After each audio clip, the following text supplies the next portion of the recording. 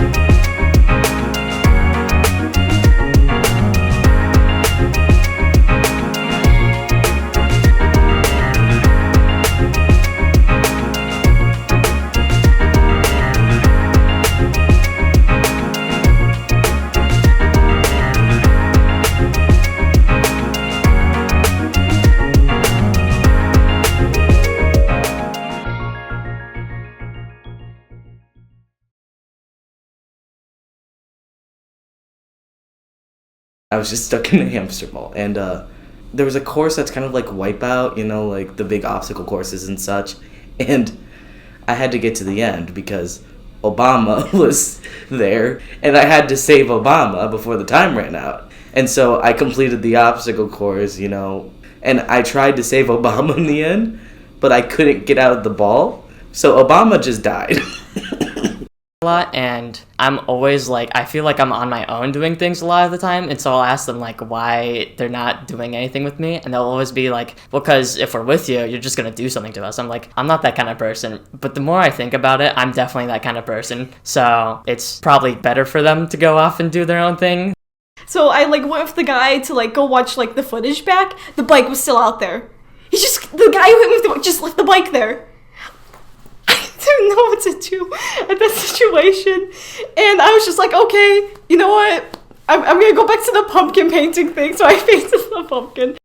So my mom went to catch her, and I had slowly been getting heat stroke from being in the sun all day, and so I got really sleepy and fell out of the cart and onto the pavement, and when I came to, I was in a doctor's office, and apparently I had gotten a concussion. And then I hear at my front door, and he's like, I'm at your door, and he hangs up.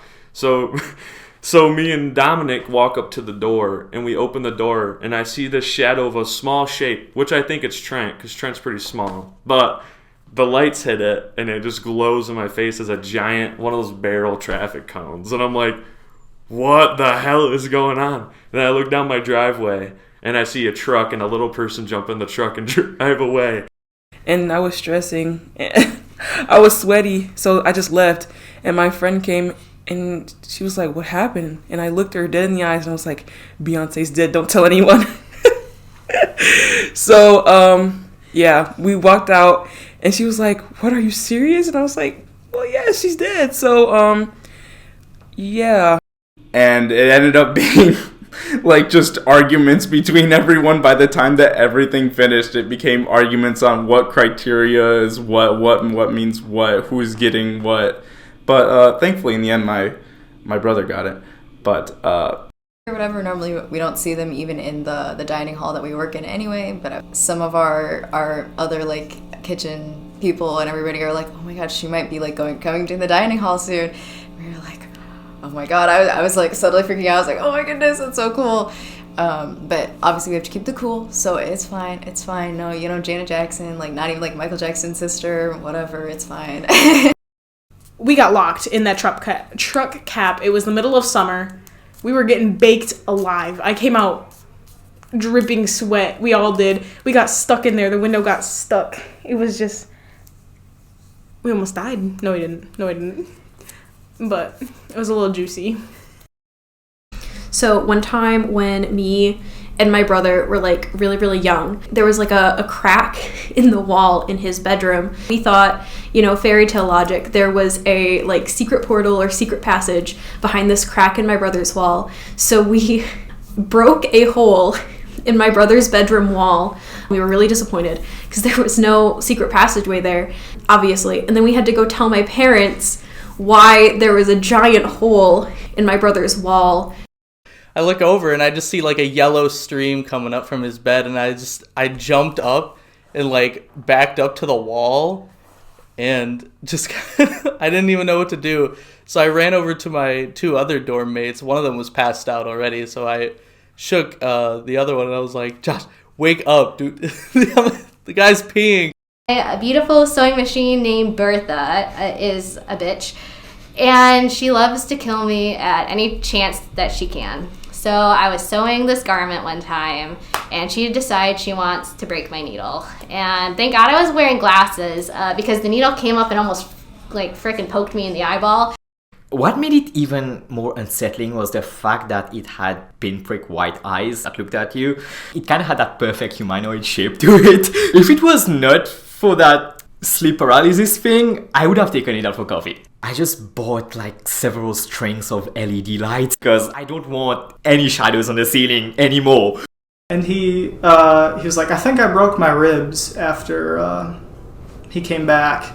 And he's like, I'm not going to go to the hospital though until like tomorrow. I'll just wait it out. which I thought was really funny because apparently it was really bad. He completely broke one rib and fractured a bunch of other ones. I limped to the couch. I didn't really like feel the pain until I called my mom and I explained to her what happened. And that's when the tears came. I finally realized, like, oh, my toe's broken. And I had to wear this ugly boot. It was stupid, but yeah, if you look at both of my toes right now, one of them is like obviously bit and the other one is just straight.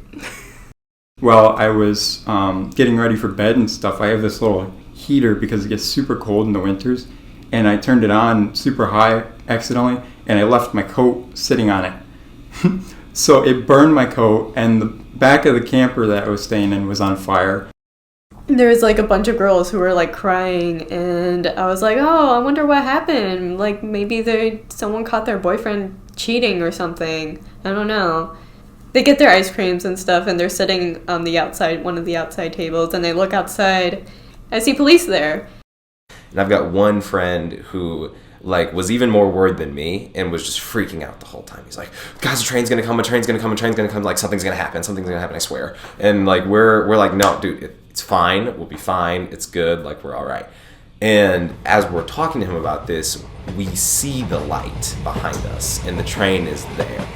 My brother, he's like the stereotypical rebellion teen. Like, oh, I have a girl in my closet. And he was like, no, I'm serious. And I'm like, how do you want me to help you? And he was like, oh, I need you to come and help her get an Uber so she could go home. And I'm like, I don't know how to do this. I'm a 6th grader. I don't know anything about Uber. One of the deer he hit, and then he put in the back of his trunk, and he drove home, and then he opened it, and he was like, oh, I need to go inside, and he came back out, and the deer got up and walked away. You know, the deer just had a short experience of being kidnapped for a little bit, and then just went back out into the wild. And that was pretty good because I literally like went to McDonald's and they didn't hire me, so I was like on a new level of low. So I do that. I'm not good with kids, let's be honest. And especially all these kids had a lot of mental health issues. And I have I can't hold both of us up together. Apparently someone saw me opening up all the lockers because the next day there was an email sent out to all the school music people that was like, someone's been rummaging through the lockers and there's like a thief out there somewhere. So lock your stuff up because it's going to get stolen. At some point during this dream, I see this large body of water, and of course, B goes, oh yes, I should go in there for reasons I do not remember right now. So I go in, and things are going fine, and then suddenly, a skeleton tries to drown me. I try to fight it off, and I eventually succeed, and I was like, yeah, I'm not going in that again. I flew backwards out of the window, and my older sister thought it would be a good idea. She shut the window and would not let me back in. So I just like walked to the front door and knocked on it. And my mom answered the door and she was like, how did you get outside? Like, how the hell did you get out there? And I was like, I don't know. I open the hood of the lawnmower and whoosh, just this big column of fire comes spitting out the like center of the engine. And I'm like, oh god, oh fuck, oh god, what do I do? So I make the most responsible choice that I could have possibly made. I call my mother. And she picks up the phone and is like, hey, what's up? And I'm like, hey, we got an emergency. And I wait for her to respond before telling her, yeah, the lawnmower's on fire.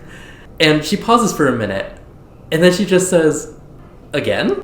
An older woman walks into the Ponders. She points it out and she's like, oh, I have such a thing for older women. And I'm like, oh, okay. And she pulls up her dating profile of an old, like a 50-year-old woman. And she is like, yeah, this is an older woman that I've been talking to. She just got out of a 5-year marriage. And I'm like, oh my God.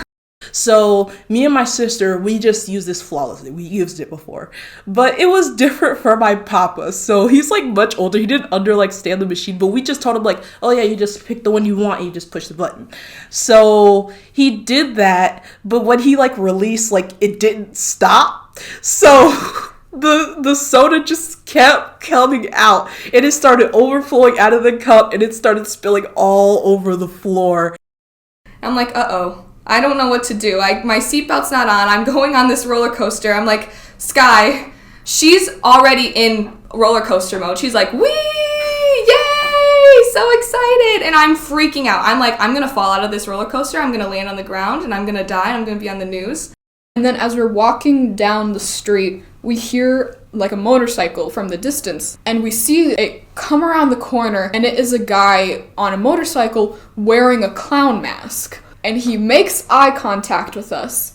And then as he is driving past us, he is turning his head to hold eye contact with us the entire time. Dead silent the entire time.